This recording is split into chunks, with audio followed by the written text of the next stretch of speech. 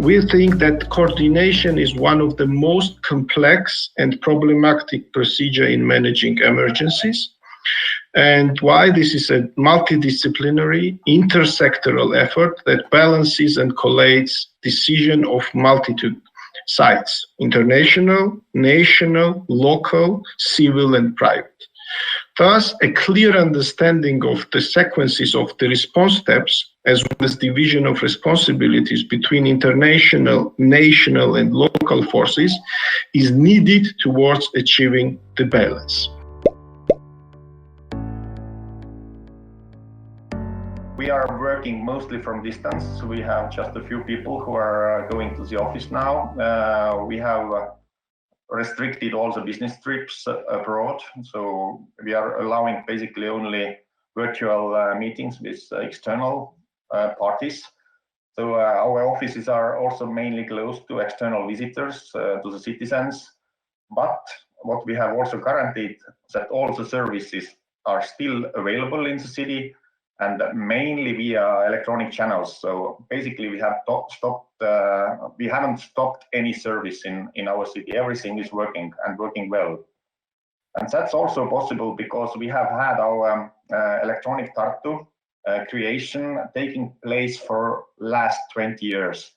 So we have had very supportive public legislation from the state side, and also infrastructure regarding our electronic identity and secure information exchange.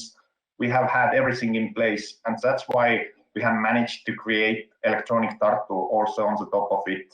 So we have most of our services available electronically now, and it has been a great important issue in the coronavirus crisis also, because you have to make minimum contacts between people, and then the electronic services are enabling it very well.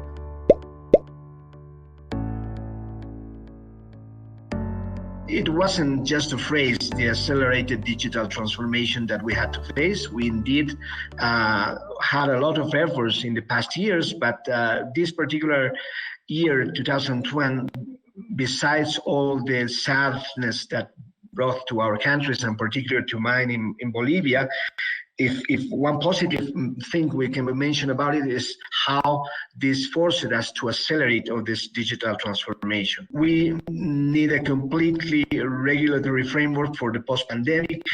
We have to naturalize the new work approaches about teleworking. It's important to promote and sensitize actors to achieve more affordable internet. Internet is one of key elements for many people, for many countries. Internet is not an issue because already in their countries, they have about 70–80% of penetration of internet penetration rates. But in our case, in Bolivia, many South American countries, and perhaps many countries in the global South, our penetration rates is really below 50. We are talking about 40% of internet penetration. So internet is something that we have to still working a lot in order to provide connectivity for all, to overcome the identified gaps, to consolidate strategic and socialization of services to citizens, and also continue on the path of digitalization of municipal management.